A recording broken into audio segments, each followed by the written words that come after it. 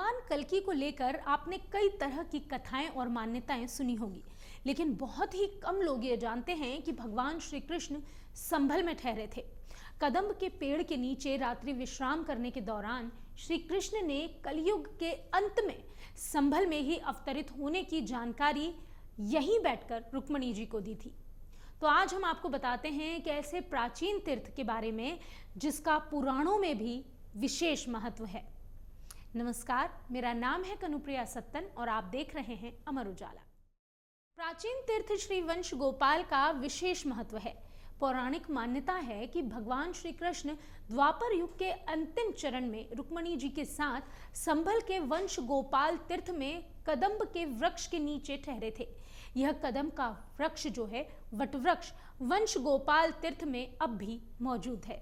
पौराणिक प्रसंगों के अनुसार कलयुग में जब भगवान श्री कृष्ण ने संभल में विश्राम किया तो रुक्मणी ने भगवान से पूछा कि संभल में रुकने की आखिर वजह क्या है। तब श्री कृष्ण ने कहा कि कलयुग में जब अधर्म बढ़ेगा, पराकाष्ठा होगी, तो वह कल्कि के स्वरूप में अवतरित होंगे। संभल गंवा मार्ग से करीब 3 किलोमीटर अंदर बेनीपुर गांव है। इसी गांव में वंश गोपाल तीर्थ है। जनमान्यता और पौराणिक आख्यानों के अनुसार द्वापर युग में भगवान श्री कृष्ण अनूप शहर के पास कुंदनपुर से रुक्मणी का हरण करके ला रहे थे। तब यहाँ उन्होंने कदम्ब का वृक्ष देखा और रात्रि विश्राम किया।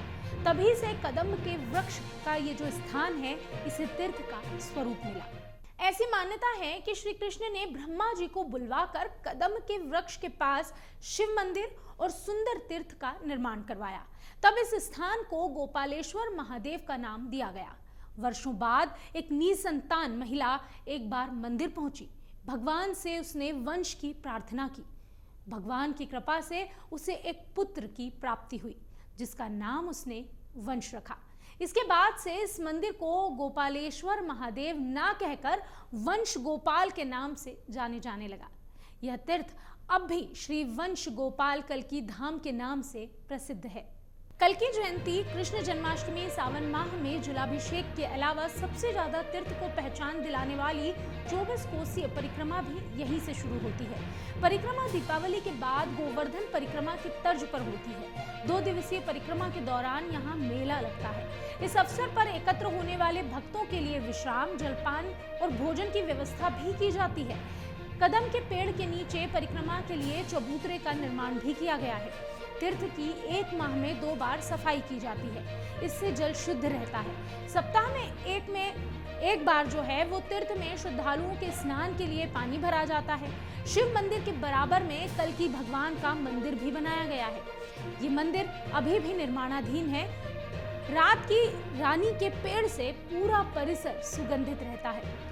स्वामी भगवत प्रिय महाराज, जो कि वंश गोपाल कल्कि धाम मंदिर के महंत हैं, उनका कहना है कि संभल में भी भगवान श्री कृष्ण ठहरे थे। ये कम लोग ही जानते हैं। 5000 साल पहले कदम के पेड़ के नीचे रात्रि विश्राम करने के दौरान भगवान श्री कृष्ण ने कलयुग के अंत में संभल में अवतरित होने की जानकारी रुक्मणी माता को दी थी। श्रीमद् भागवत गीता के 12 अध्याय में और स्कंद पुराण में इसका उल्लेख स्पष्ट रूप से मिलता है। कल्कि नगरी कहलाने वाले संभल में प्राचीन श्री कल्कि विष्णु मंदिर का इतिहास बेहद रोचक है। मंदिर अपने वास्तुशास्त्र, श्री विग्रह वाटिका के साथ साथ परिसर में स्थित भगवान शिव के कल्केश्वर रूप और शिखर पर बैठने वाले तोतों के कारण अद्भुत नजर आता है। मंदिर में स्थित श्री विग्रह के वक्षस्थल से निकलता तेज अलौकिक और दर्शनीय है।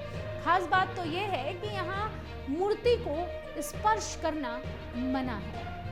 भगवान का नित्य पूजन और भक्तों द्वारा लाए गए प्रसाद का भोग मंदिर के पुजारी ही लगा सकते हैं। ऐसा दक्षिण भारत के अधिकांश मंदिरों में होता है। इस मंदिर में मुख्य मंदिर के निकट ही एक शिवालय भी है, जिसमें भगवान शंकर की मूंछों वाली प्रतिमा अपने आप में अनूठी है। संभल के पौराणिक तीर्थों, मंदिरों, कूपों के साथ प्राचीन मानचित्र में इसका उल्लेख मनुश्री कल्कि मंदिर के नाम से मिलता है। आइए अब जानते हैं कि मंदिर को यह स्वरूप कैसे मिला। इतिहास के मुताबिक उस समय इंदौर के राजा रास्ता भटक गए। उस समय उन्हें एक ज्योतिषी मिले। राजा ने उनसे ज्योतिष का कोई चमत्कार दिखाने को कहा। राजा ने उनसे जो प्रश्न किए, ब्राह्मण ज्योतिष ने उसके बारे में उन्हें सही उत्तर दिए। जिसके बाद राजा अचंभित हो गए। उन्हें अपने साथ ले आए। उन्हें राज ज्योतिष बना दिया गया। राजा के देहांत के बाद उनके पुत्र राजा बने। बताया जाता है कि एक बार राजा उनसे अत्यंत प्रसन्न हुए और कुछ मांगने को कहा। इस पर ज्योतिषी ने उनसे कहा कि आप उनके शहर में कुछ ऐसा कर दीजिए जिससे आपका नाम हो। राजमाता ने पूछा तो राज ज्योतिष ने संभल के इतिहास, भगवान कल्कि और उनके प्राचीन मंदिर के बारे में बताने को कहा और इसका जीर्णोद्धार करवाने का भी आग्रह किया। राजमाता राजी हो गई। इस प्रकार श्री कल्कि विष्णु मंदिर वर्तमान स्वरूप को प्राप्त हुआ। ये राजमाता कोई और नहीं बल्कि इंदौर की रानी अहिल्याबाई होलकर की पूर्वज मां कृष्णा थी। कल्कि धाम की इस कथा के बारे में आपकी क्या राय है, कमेंट बॉक्स में जरूर बताएं। अगर आप ये वीडियो YouTube पर देख रहे हैं तो हमारे चैनल को सब्सक्राइब करें और बेल आइकन को दबाना ना भूलें। अगर आप Facebook पर ये वीडियो देख रहे हैं तो हमारे पेज को लाइक करें।